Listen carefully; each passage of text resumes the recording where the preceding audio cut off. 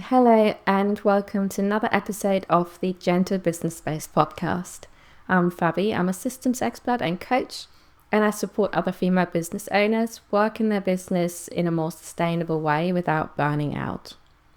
And in today's episode, I want to talk a little bit more about progress over perfection. I think it's something that we all struggle with at some point whilst running a business. And it's that idea of everything needs to be perfect before we can start, before we can share something and put something out. So whether it's a new offer, a new freebie, a lead magnet, or a workshop, or maybe your website, as well as backend systems, this pressure of everything to be right and perfect and really tidy and lovely looking can really keep us stuck. I know it does for me. It has many times trying, we get kind of distracted in this kind of busy work of tidying, of polishing, of making things nicer instead of moving forward. We get so caught up in that tweaking, in that planning, in that overthinking, instead of simply trying something and learning from it, moving forward and taking action. And I think we don't necessarily get stuck in that because we're unmotivated or anything like that. I think it's because we really care. I think we want to put something out that's good, that's really supportive, that looks good, that seems professional, as well as that really helps other people. So we really want to do a good job in sharing something meaningful, and we really want it to help people. And that often then gets us stuck in trying to make things perfect, seemingly perfect. And especially if we look around and there's so much of it, social media doesn't always help that. We see so many other people, other business owners with really polished looking, amazing offers. They look really great, they look perfect, really great content on social media, really great offerings, or you taking part in other people's offerings and you think, oh, this is just like really, really good. And you want to share something similar. But what we often don't see is the work behind the scenes and how long they've been doing what they're doing before it looked the way it did. I think if we see people's first versions of things, they're usually always messy. And I work with so many people and work with the backends, and I've worked with quite a lot of different business owners now. And usually things start out messy, but we don't see that. If somebody's already, really well established in business, especially the outside, is going to appear really polished and nice and really great looking. But actually, most of their first versions would have also been messy, because that's where we need to start. So everything that you kind of see that looks really great online or is a lovely offering, it would have started imperfectly, because we have to start somewhere. But we get stuck, and I had a phase like that as well this year, where we got really stuck on wanting to create a perfect offer. It's been kind of at the back of my mind for so long, really wanted to be aligned and supportive, and I wanted to put it out and feel really good. But because I was so focused on making it perfect and really getting everything right from the get-go, I never really put it out. I never really shared anything. And I got really trapped in that planning mode and that overthinking mode, really stuck in my head, trying to figure things out in my head on a really logical level, which is really difficult because we can't really just figure out things theoretically. We have to figure them out by doing it, by trying, by adjusting. Yes, we start a little bit from that kind of logic space of, okay, I think this might be something that could be helpful.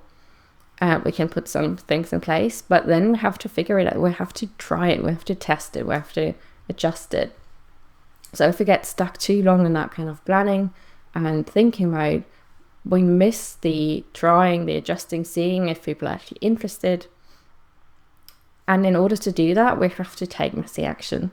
We have to move forward with really messy, not perfect, polished offerings and content, because over time that creates clarity. So taking that messy action really creates clarity in the long run. So messy, your backend messy, your systems messy, your offerings are a bit messy, isn't wrong. It's not failure. It's actually a sign that you're moving forward. So often the people that really take consistent action have really messy backends, because it's just not that important to have a tidy Google workspace if you're focusing on putting out offerings. It's not the most important thing to have a perfectly looking website page or sales page if that keeps you from moving forward. A simple Google document or Canva document with all the important bits of your offering could do just as much the job at the beginning, and you can improve it over time. But at least you got something to move forward with. Of course, that doesn't mean just having everything messy and not looking into the details of your offerings, but it's important that we focus on the important things, the important parts of your offering, instead of having everything looking really nicely, but we're not focusing on the delivery, on putting it out, on moving forward. So yeah, as I said, really that messiness is often a sign of that you're moving forwards, that you're taking action. It means that you're experimenting, you're learning, and you're showing up. And with each time that you're putting something out that you're learning from, you can improve it. But that means that taking action, putting things out there. And it's also more nervous system friendly than that kind of approach of perfectionism, because it removes that pressure to get it right straight away. There's so much pressure of getting things right straight away to create the perfect business, to create the perfect offer. And that's a lot of pressure on us. It causes a lot of stress. It causes a lot of overthinking, that really heightened sense in the body. And if we take that pressure off, if we allow ourselves to be a little bit more messy, it can be a lot easier on us as well. It can take a lot of stress off us, because we're approaching things a little bit gentler, allowing ourselves to be imperfect, allowing ourselves to be beginners at something. If it's something new that you're putting out, being allowed to be a beginner can take a lot of pressure. So instead of forcing and pushing, it really invites a sense of curiosity. So more exploring instead of that perfectionism. So what would happen if I tried this? What could I learn from this version? What needs adjusting? Being really open and curious of how something that you're putting out, what it needs to adjust, how can it really benefit other people, instead of going with our rigid version of creating something perfect. So it's really not just about the looks of what we're putting out there, but also about the content of what we're putting out there. So it allows a little bit of curiosity to bring out imperfect offerings that we can improve over time, with that openness and curiosity to see what's really needed, what people want, and then we can improve it, and then we can improve the backend systems. So it's really that gentle exploration that helps you move forward without overwhelming yourself, because you're gently moving forward. You don't have to do it right all at once. You can explore, you can be curious, and then gently move forward. So really think about the first time you design something, maybe in Canva, or your first one-to-one offer, or your first workshop, the first blog posts you shared, or social media posts that you shared. They were probably not perfect. They were probably a bit messy. They were probably a bit chaotic. Maybe you find it even embarrassing to look back at them now. And that's okay, because it meant that you started with what you knew at the time, and it helped you to move to the next step, and then the next step. So each step we take, we improve slightly. I think a great example of that is as well your kind of freebie or lead magnet. Maybe you have one, maybe you don't. But I think it's something we get stuck on a lot of the time, because we want it to be perfect. We get so worried about what can we share and then how can we share it, that we don't cut anything out. So if you're starting out with, your freebie lead magnets or something that you can share, that people then sign up to mailing list and then get a free resource to really get to know you and what you're sharing. It doesn't need to be perfect to start with. I know my first freebies were definitely not pretty or that great. They were simple, a little bit thrown together, but they did the job and I could learn from them. I had something to share, and over time I can improve them, I can change them, and most importantly, I can test what's working and what isn't working. I could see what people liked, what didn't resonate, or what needed changing. So again, that sense of exploration. And when I mean they weren't perfect, that implies to maybe the resource that I shared wasn't perfect, but also the look of it probably wasn't that great. It was probably just a simple PDF. I can't quite remember, but it wouldn't have been anything fancy. So if you don't have a freebie yet as a lead magnet, you just need a starting point to know what could work. So keeping it really simple, something simple that you can share, PDFs, a short practice, something that you tend to share a lot. And even if you start by sending it out manually at first, just start there. At least you have something to share. And then you can slowly improve on that. You can slowly build on that. You can test it. You can see what people are interested in, and then you can improve it. But having something is better than nothing. And if you're setting up your first automated lead magnet, so that would be the next step. So sending it out manually, and then your next step might be to automate it, to collect email addresses and know who's signing up and who you can follow up on, know who would be interested. So if you're setting up your first automated lead magnet sequence, let it be really simple. Let it be imperfect. It's another thing that you're just learning. If you're doing it for the first time, again, come with that beginner's mindset, curiosity, open. Especially the tech can feel really overwhelming. So it doesn't need to be this super fancy upsell funnel with upselling to your next offer and all these perfect upsells and 5 emails with follow-up emails and nurturing, all of those kind of things that you've probably heard of, but feel really overwhelming because we think we have to create this massive construct. Usually these build over time. So let it be really simple. Just a simple landing page and automated email to go out with it that shares the free resource is all you need to start with. Keep it really simple. Then over time you can add layers and improve it. But first you want to test it, see if it's actually working, if people are interested in. Otherwise you're building something really big and like this big construct really taking up time, and nobody's actually interested.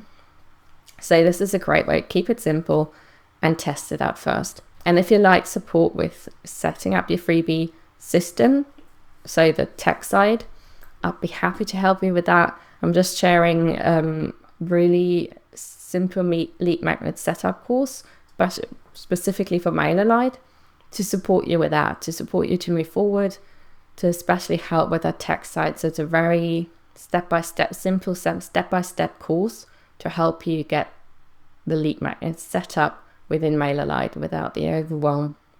So if you're interested in that, I will add the link below. So that's just simple ways of keeping it simple. And I think another great example for kind of the messiness that kind of just happens is your backend systems. I think, I get very caught up on it. Something obviously I share a lot around creating systems that support you to grow. So I get very focused and stuck in it.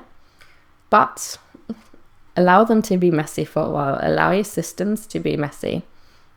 Because whilst you're growing, whilst you're figuring things out, things in the back end are going to be messy. Because you don't quite know yet maybe what you're sharing, what you're offering. So it's only logical that your backend systems are going to be a bit messy. As I said, your Google Drive isn't the most important thing. Your email list isn't, not the email list, but kind of your day-to-day emails isn't the most important thing to get that tidy. All these kind of things can wait because they aren't as important at that stage. So if you're in that kind of growing stage of your business and things are messy, that's absolutely okay. It's just a sign that you're moving forward, that you're taking action, that you're showing up.